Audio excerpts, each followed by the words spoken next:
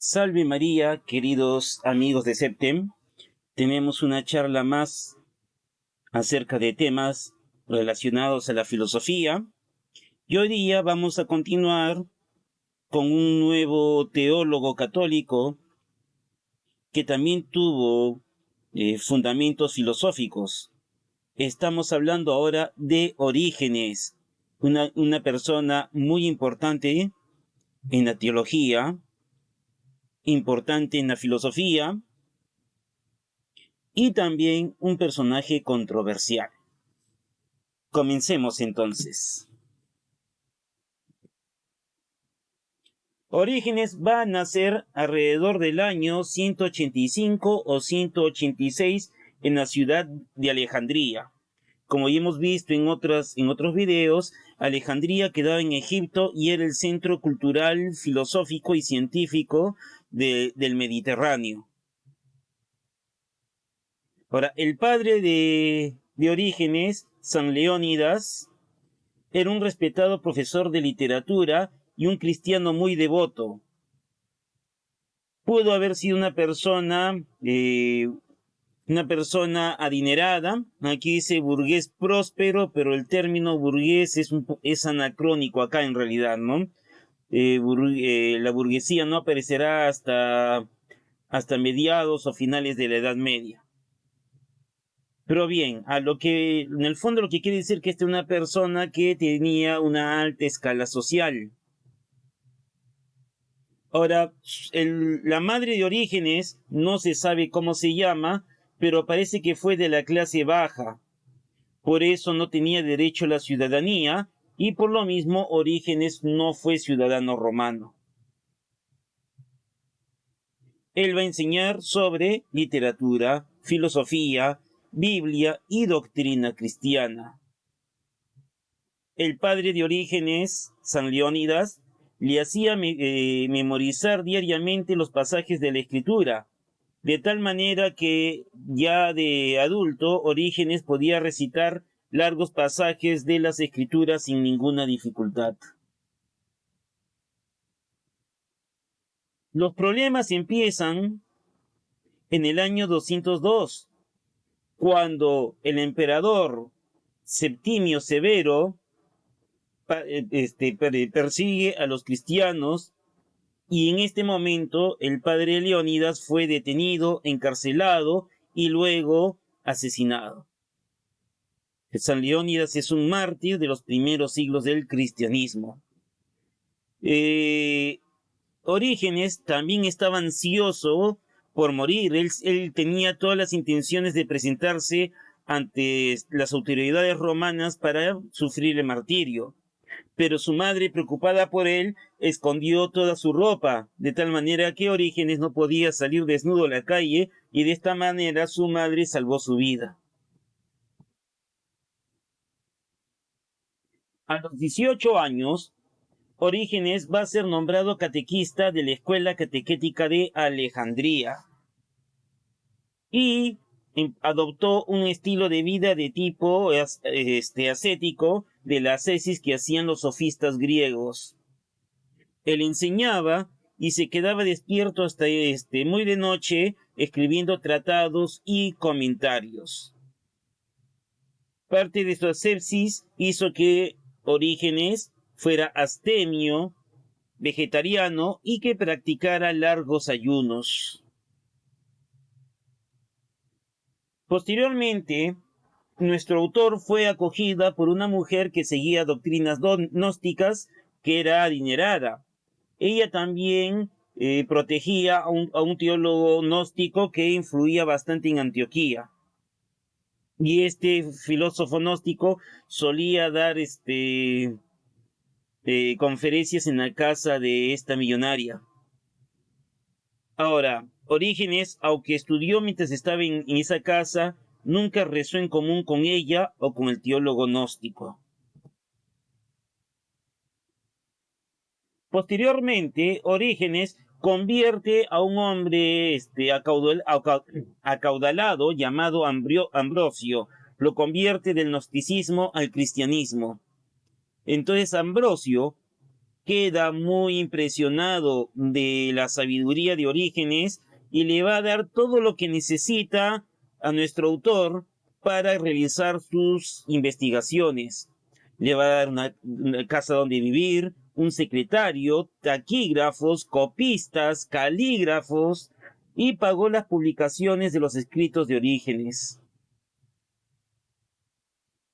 También Orígenes, cuando tenía 20 años, va a vender la pequeña biblioteca de obras griegas de su padre para con eso obtener dinero y pagar también sus estudios de Biblia y de filosofía. Él va a estudiar pues en numerosas escuelas de Alejandría, incluyendo la Academia Platónica de Alejandría. Orígenes va a tener una fuerte influencia platónica. También se cree que Orígenes estudió bajo Clemente de Alejandría. Algunos cuestionan esto, pues cuando Orígenes cita a Clemente lo va a hacer normalmente para refutar los puntos de vista de este Santo Padre. Un tema controversial viene a ser la autocastración que él produjo. Se dice que Orígenes leyó erróneamente la cita de Mateo, capítulo 19, versículo 12, donde Jesús dice que hay eunucos que se hacen a sí mismos por el reino de los cielos. Una versión dice que Orígenes agarró un fierro a rojo vivo y se castró. Otras fuentes dicen que pagó un médico para extirparlo quirúrgicamente. Ahora, hay algunos que creen que esto no es cierto, pues Orígenes nunca menciona en sus escritos el haberse castrado, y en el comentario de esta cita bíblica, él dice que esta cita tiene que hacerse una interpretación alegórica, no literal. Y pues él critica una interpretación literal de una castración física. Otra faceta de Orígenes fue de filósofo. También cuando tenía poco más de 20 años, se interesó menos por la gramática y se interesó más por la filosofía retórica. Entonces su trabajo de catequista se lo deja a un colega más joven llamado Heraclas, y Orígenes empieza a proclamarse como maestro de filosofía. Y va a escribir en aquella época tratados teológicos, el tratado teológico de los primeros principios, sobre los cuales se fundamentó la teología cristiana en los siglos que iban a venir. En el año 212 viaja a Roma, que en aquella época era un centro importante de filosofía. Orígenes ahí asistió a las conferencias de Hipólito de Roma y fue influenciado por él en la teología del Logos. Después viaja a Cesarea y ahí va a formar una escuela de filosofía. En este momento es cuando él llega a su mayor fama como filósofo. Sus enseñanzas se daban en 3 niveles. En uno primero se enseñaba el razonamiento socrático clásico. Posteriormente se les enseñaba cosmología e historia natural, y finalmente teología, que era para él las más altas de todas la teología, y era el culmen de todos los conocimientos que habían aprendido previamente. Muchos paganos también quedaron impresionados con la sabiduría de Orígenes. Incluso cuando se enteró de él el filósofo neoplatónico Porfirio, viajó a Cesarea para escuchar sus conferencias.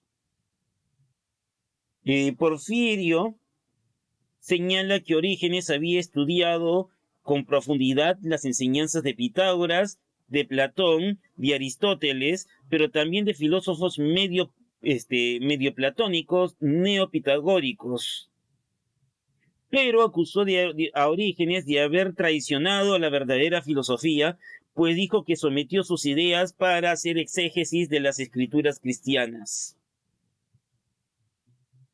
Posteriormente, Orígenes va a ser convocado a Cesarea de Antioquía por Julia Habita, la madre del emperador Alejandro Severo, para hacer discusiones acerca de filosofía y de doctrina cristiana, discutir con ella. La situación va a cambiar en la época de Decio. Cuando Decio llega al poder, ocurre una plaga en Roma que él va a echar la culpa, ¿no? Según Decio, la culpa va a ser por los cristianos, será un castigo de los dioses por no aceptar el cristianismo a las divinidades romanas. Decio, por lo tanto, empieza a perseguir a los cristianos y Orígenes es capturado. El escritor e historiador San Eusebio de Cesarea relata que Orígenes sufrió una serie de torturas e incluso el gobernador de Cesarea dio órdenes específicas que si bien fuera asesinado, pero que no muriera hasta que renunciara públicamente su fe de Cristo, cosa que nunca lo hizo. En el año 251, en el mes de junio, Decio va a ser asesinado cuando está luchando contra los godos y Orígenes va a ser liberado en prisión. Lamentablemente, nuestro autor va a estar tan debilitado por las torturas físicas que en menos de un año fallece a la edad de 79 años. Perdón, 69 años. También murió precisamente a consecuencia de todas las torturas que había sufrido bajo el periodo del emperador Decio. Muy bien, Orígenes va a ser conocido por su hermenéutica. ¿Está bien? Entonces él va a aplicar la interpretación alegórica a las Sagradas Escrituras. Ya hemos visto que los filósofos griegos habían aplicado la interpretación alegórica para poder explicar los mitos griegos que aparentemente eran tan carnales, tan chocantes, diciendo que esto era nada más que esto no se debía interpretar de manera literal, sino que había que hacerlo en una lectura alegórica. Habíamos visto pues, también en estas otras sesiones que Filón de Alejandría, filósofo judío, va a asumir esto para explicar el Antiguo Testamento y hemos dicho que precisamente este filósofo va a influir sobre el cristianismo y es por ello que Orígenes va a aceptar la interpretación alegórica de la Biblia. Orígenes va a decir que hay dos tipos de literatura bíblica, probablemente lo que hoy llamarían los exégetas géneros literarios. Uno era la historia, que era de tipo histórico, narrativo, y el otro era la nomocesia, que es la legislación, es decir, prescripciones éticas. También Orígenes enseña que el Antiguo y Nuevo Testamento deben de ser leídos juntos y de acuerdo a las mismas reglas. Entonces, para poder leer las Sagradas Escrituras, tenemos que tener los tres sentidos que aplicaba Orígenes.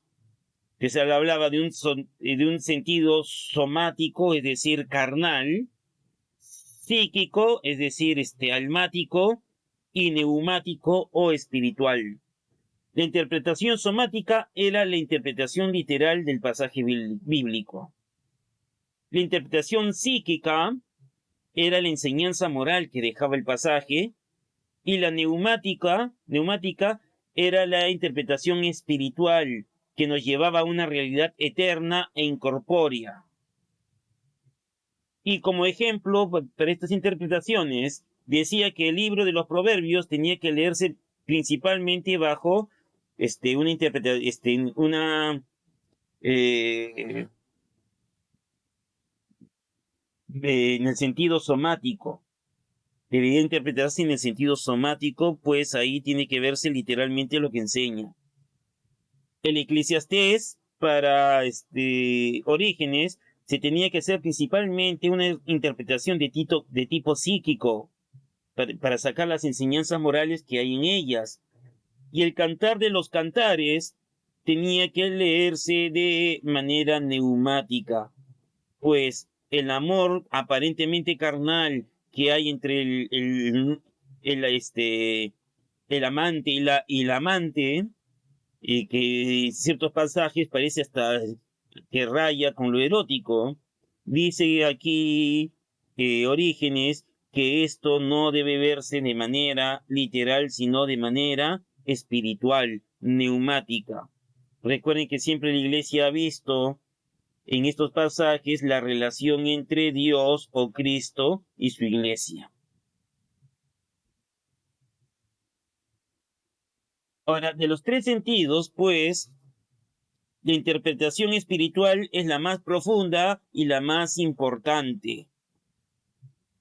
¿Está bien? Y va a decir pues que algunos textos de la Biblia no se les va a poder interpretar literalmente y por lo tanto tendría que ser puramente alegórico. Por ejemplo, también Orígenes dice que el relato de la creación debe de ser alegórica, no literal. Pues, y da como ejemplo pues que los primeros días de la creación no había sol. Ahora, va a reconocer, sin embargo, que va a haber pasajes que son históricamente verdaderos y por lo tanto hay que darles una interpretación de tipo literal. ¿Está bien? Y estos de tipo histórico son más comunes que los que se le tienen que dar a los pasajes que se le debe dar puramente un sentido espiritual. También Orígenes va a decir que en los cuatro evangelios hay contradicciones irreconciliables, pero esto se debe a que hay que leer estos evangelios en su sentido espiritual.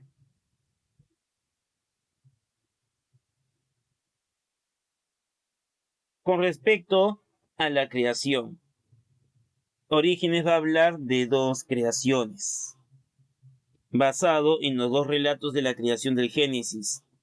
La primera, tomada del Génesis capítulo 1, versículo 26, donde dice que creó, pues se creó a los espíritus primitivos hechos a imagen y semejanza de Dios, por lo tanto son incorpóreos como Él. En la segunda creación que se narra en el Génesis 2.7, cuando dice Dios que modeló del barro al hombre y le sopló su espíritu, aquí es cuando Orígenes dice que el alma humana recibe cuerpos espirituales. Y después en el Génesis 3.21 dice que Adán y Eva reciben túnicas de piel. Y en su interpretación alegórica va a decir pues que aquí estos cuerpos espirituales van a recibir cuerpos corporales. Por lo tanto, en cada parte de estas citas bíblicas que hemos mencionado, Orígenes entiende que hay una degradación del estado original de santidad incorpórea hasta revestirse de un cuerpo material. Entonces, de aquí deducimos una de las enseñanzas de Orígenes, que es la preexistencia de las almas. Orígenes va a asumir como hipótesis teológica e hipótesis filosófica también, que Dios desde un principio creó todas las almas, los cuales contemplaban con amor a Dios, pero este amor se fue enfriando lo que Orígenes le llama la Psíquese. Repito, la Psíquese. Entonces esto va a dar distintos seres. Aquellos que disminuyeron de manera profunda ese amor a Dios se convirtieron en demonios. Los que disminuyeron moderadamente su amor se convirtieron en almas humanas. Y aquellas que disminuyeron poco su amor se convirtieron en ángeles. Pero sin embargo, una sola alma permaneció perfectamente dedicada a Dios. Esta se convirtió por amor en uno con el Logos, con la palabra de Dios. Y este Logos es el que se va a encarnar en la Virgen María, en el Dios hombre Jesucristo.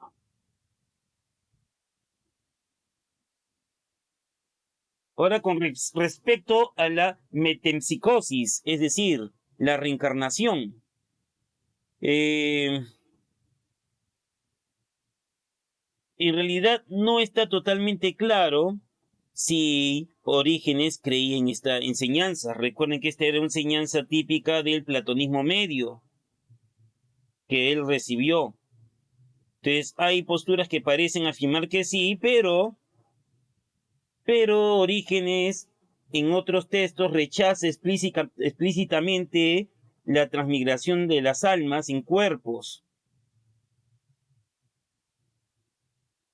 Entonces, al parecer, la idea de que Orígenes creía en la reencarnación es un malentendido que ha asumido la New Age, la nueva era, acerca de las enseñanzas de Orígenes. Recuerden que la New Age, la nueva era, es el gnosticismo, es una de las ramas del gnosticismo en los tiempos modernos. Lo que pasa es que Orígenes rechazó la noción estoica del universo cíclico. Y por lo tanto, si rechazó esto, no puede haber cabida en la reencarnación, que es un proceso cíclico precisamente. Con respecto a la escatología, Orígenes va a creer que al final todos se van a convertir en el cristianismo. E incluso, él es universalista y creen que todos los hombres, todas las almas de los hombres, después de haber sido purgados, van a poder ser salvadas. Entonces, para Orígenes, la salvación va a ser universal, absolutamente universal. Todos, a la final, según Orígenes, nos va a salvar. Por si acaso, esta también era una postura, era una hipótesis teológica, no lo enseñó como verdad de fe. Igual que la creación de las almas, también para Orígenes no era una verdad de fe, sino solamente una teoría teológica. Entonces, según la creencia de Orígenes, el fuego del infierno tenía que interpretarse también de manera alegórica. Que no era un fuego literal, sino la angustia de las personas al conocerse y darse cuenta de la gravedad de sus propios pecados. Ahora, Orígenes, en sus cartas a sus amigos en Alejandría, va a mencionar que Satanás y los demonios no van a estar incluidos en la salvación final. Con respecto a la cristología, Orígenes va a decir que Jesús es el primogénito de la creación, que va a asumir un cuerpo y un alma humano. Entonces, Orígenes va a creer, pues, por lo tanto, que Jesús tenía un alma humana y por lo tanto va a rechazar el docetismo. El docetismo era una corriente gnóstica que decía que Jesús nunca se hizo hombre, sino solamente tuvo la apariencia, adoptó una apariencia humana. Esta apariencia en griego es dokein, de ahí que se le llamen docetas.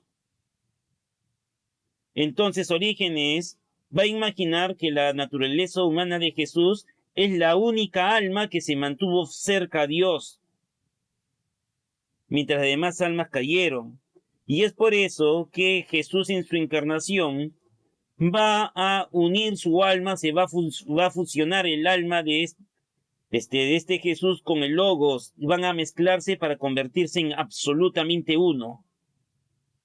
Por lo tanto, para Orígenes, de esta manera va a explicar que Cristo era tanto hombre como Dios. Pero para él, como consecuencia lógica de lo que dice, la alma humana de Cristo existió desde el principio de la creación.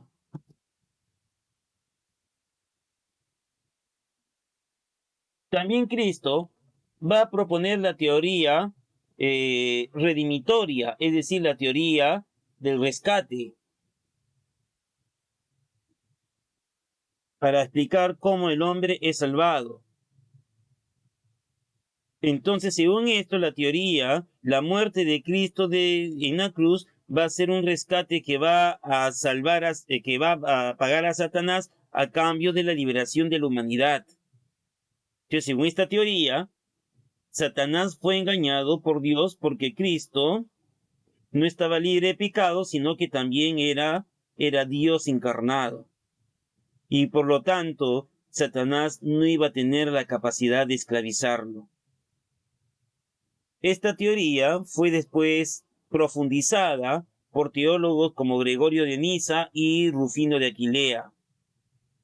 Y en la Edad Media, en el siglo XI, San Anselmo de Canterbury va a criticar la teoría del rescate, y él más bien va a proponer la teoría del Christus Victor. Por lo tanto, esto va a originar que en Occidente esta teoría de Orígenes caiga en desuso. Sin embargo, su popularidad se ha mantenido en la Iglesia Ortodoxa Oriental. Con respecto a la ética, Orígenes defendió el libre albedrío. Es decir, cada uno de nosotros somos libres en nuestras decisiones, e incluso cuando éramos almas puras. Y el preconocimiento de los actos de los hombres, como la traición de Judas, o que endurecieran su corazón los judíos ante el juicio de Jesús, esto no limitaba previo conocimiento, no era que limitaba la libertad de las personas porque ellos lo hicieron libremente, sino que Dios lo conocía de antemano. También Orígenes era un pacifista convencido, y en su libro llamado Contra Celso, ¿no? Celso era un filósofo romano que criticó al cristianismo. Entonces, para defender al cristianismo, Orígenes escribe una obra apologética defendiendo el cristianismo que se llama precisamente Contra Celso. Y él dice que los cristianos son sobre todo pacifistas. Y si dice que se sirvieron algunos en el ejército romano, dice que la mayoría no lo hizo. E insistió en que participar en guerras terrenales era contrario al camino de Cristo, aunque reconocía que a veces era necesario que un estado no cristiano emprendiera guerras. Pero aún así insistía que por un cristiano era imposible pelear en ellas, porque ello iba a comprometer su fe. Y con respecto a la violencia que se ve en el Antiguo Testamento, Orígenes lo interpretaba de manera alegórica, de tal manera que quedaba debilitada esa violencia según sus interpretaciones. Y Orígenes dice que si todos fuéramos tan pacíficos y amorosos como los cristianos, entonces no habría guerras en el imperio y no se necesitaría de un ejército. Con respecto a la teología de Dios Padre, la teología de Dios Padre es sobre todo apofática.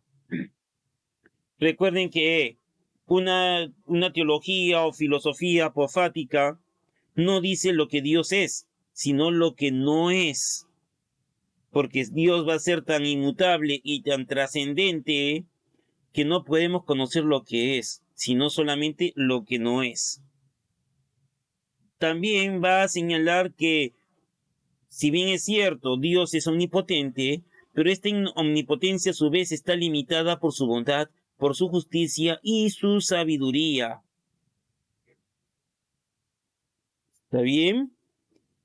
También va a decir que la revelación de Dios, su autoemanación externa, puede hacerse de varias maneras, siendo el Logos una de muchas maneras en que ha podido realizarlo. Y Orígenes va a decir, pues, que la revelación fue la primera creación de Dios. De esta manera, la revelación va a ser un mediador entre Dios trascendente, inmutable, y una creación que es multitudinaria y que es mudable.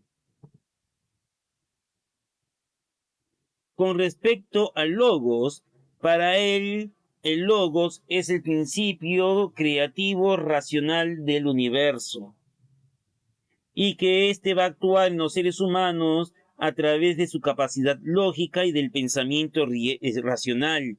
Y de esta manera nos va llevando, nos va guiando hacia la verdad de la revelación de Dios. De tal manera que mientras más progresemos en este pensamiento personal, nos volveremos más y más como Cristos, pero siempre, siempre conservando nuestra individualidad. Por lo tanto, la creación del mundo ha venido a través del Logos. Está bien, ahora, el Logos es sustancialmente unidad, pero puede comprenderse en una multiplicidad de conceptos. Por eso, Orígenes lo llama, en forma platónica, la esencia de esencias y la idea de ideas. También reconoce al Espíritu Santo y que éste es Dios. Y la parábola de la moneda perdida viene a ser una alegoría del Espíritu Santo que mora en cada persona y que tiene que ser encontrada. Por lo tanto, Orígenes va a creer en la Santísima Trinidad y va a contribuir significativamente en el desarrollo de esta idea. Y va a creer o va a enseñar Orígenes que la actividad de las tres personas de la Santísima Trinidad era necesaria para que una persona alcance la salvación. Ahora, un texto que se ha conservado de Rufino, en su traducción latina, de la Apología de Orígenes de Pánfilo, dice que Orígenes aplicaba la palabra homoousios, es decir, consustancial, de la misma sustancia, para el Padre y el Hijo. Pero hay pasajes de Orígenes que rechaza esta postura, pues para Orígenes, hipotasis va a ser sinónimo de usía, ¿no? Hipotasis, persona, va a ser o sustancia, va a ser sinónimo de usía. Ambas van a significar sustancia. Por lo tanto, parece que Orígenes va a rechazar el término homoousios consubstancial como herético. Otro punto importante es que Orígenes era subordinacionista. ¿Qué significa esto? Que el Padre es superior al Hijo y que el Hijo es superior al Espíritu Santo. Está bien, esto lo ha tomado Orígenes de las proporciones platónicas. Jerónimo cuenta que Orígenes había escrito que el Padre es invisible para todos los seres, incluso para el Hijo. Y el Hijo es invisible también para el Espíritu Santo. Ahora, en un momento, Orígenes va a sugerir que el Hijo fue creado por el Padre y que el Espíritu Santo fue creado por el Hijo. Pero en otros momentos también dice que en la Escritura no ha podido encontrar ningún pasaje que indique que el Espíritu Santo es creado.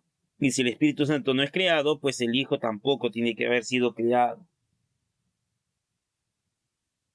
Ahora, hay que recordar que en estos momentos todavía se estaba empezando a estudiar la Trinidad, entonces los filósofos, o mejor dicho, los teólogos todavía no encontraban las palabras apropiadas para poder explicar este misterio de la fe. Es por eso que prácticamente todos los padres de la Iglesia, antes del Concilio de Nicea, de una manera u otra aceptaban distintos niveles de este subordinacionismo. ¿Cuál es el legado de Orígenes? Antes de hablar del legado propiamente filosófico, quisiera mencionar una de sus obras importantes para el estudio de la Biblia, que son las Hexaplas. Las Hexaplas fue una composición del Antiguo Testamento expuesto en 6 columnas. Había hebreo en letras hebreas, eh, hebreo en letras griegas, la versión de los 70, la versión de Símaco, Teodosio y de Áquila, que todas esas eran versiones griegas. Y también pues creó unos puntos, unos signos críticos para poder ayudar en la comparación, qué texto estaba en la Septuaginta pero que no estaba en otro, lo cual era una importante ayuda para lo que se llama la crítica textual. Lamentablemente esta obra en la actualidad está perdida, pero sirvió mucho en su época para el estudio de la Biblia. Incluso se conservan fragmentos de las Hexaplas por medio de escritos de otros padres de la Iglesia. Por esto, por su teología, por sus enseñanzas, al principio fue considerado como un gran teólogo cristiano. Aunque ya su ortodoxia había sido cuestionada en Alejandría mientras vivía, la tortura que sufrió en la época de Decio llevó a que el obispo Dionisio de Alejandría rehabilitara la memoria de Orígenes, aclamándolo como mártir. Siglos después de la muerte de Orígenes, era considerado como bastión de la ortodoxia y su filosofía definió el cristianismo oriental. Pero poco a poco el rechazo a Orígenes fue aumentando. Esto se debió en parte a la existencia de los origenistas. Los origenistas era la escuela teológica que seguía las enseñanzas de Orígenes. El problema de esta escuela o de este movimiento, es que lo que era simplemente teorías, o más que teorías, lo que eran hipótesis para Orígenes, como por ejemplo la creación de las almas previas a nuestros cuerpos, la creación desde los orígenes de nuestras almas y la salvación universal, ellos lo tomaron como dogma de fe. Cuando en realidad esto no eran dogmas que había dicho Orígenes, y por lo tanto él no murió como hereje, él murió en paz con la Iglesia. Pero en una época donde ya esto había quedado claro que era un error, ellos lo insistieron como verdad teológica. Por esto, muchos escritores criticaron a Orígenes. Metodio de Olimpia en el siglo IV criticó algunos puntos, aunque estuvo de acuerdo con otros. Pedro de Antioquía y Eustacio de Antioquía criticaron a Orígenes como hereje. En el segundo concilio de Constantinopla, en el año 553, recordemos que el concilio es cuando se reúnen todos los obispos del mundo para tratar materias de fe y de costumbres. En este concilio se elaboraron, pues, anatemas, es decir, condenas contra Orígenes como hereje cristológico. Ahora parece que estas condenas fueron añadidos posteriores, pero con aprobación.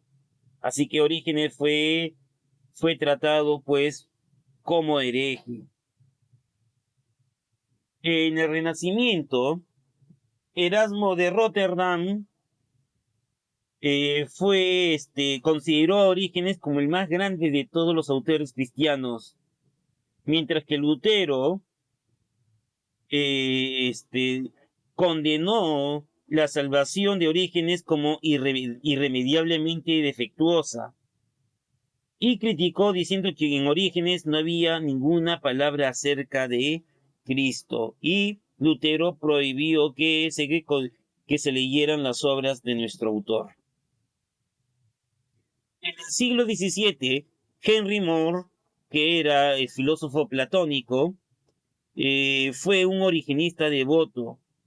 Aunque rechazó su noción de la salvación universal, aceptó la mayoría de las enseñanzas de Orígenes. Igual, Benedicto XVI ha proclamado su admiración de Orígenes e incluso en sus catequesis de los padres de la Iglesia habló acerca de él y dio palabras como, por ejemplo, que dice que es una figura crucial para el desarrollo integral del pensamiento cristiano. También le ha dicho que es un verdadero maestro y también que no solo un brillante teólogo, sino también un testigo ejemplar de la doctrina que transmitió. En el protestantismo evangélico, admiran a Orígenes lo que viene a ser sus estudios de la escritura, por ser apasionado de las escrituras, pero ven con horror su interpretación alegórica de las Sagradas Escrituras, que para ellos es ignorar la verdad literal e histórica que hay detrás de ello. Finalmente, para terminar, una frase de Orígenes que lo encontramos en su obra Contra Celso. Dice: nosotros, con respecto a nuestra religión, nos defendemos diciendo que nuestro intento es mejorar al género humano. Entonces nosotros como cristianos tenemos que tener también este mismo fin. Y nos vemos hasta la próxima semana. Y recuerden que Septem es cultura.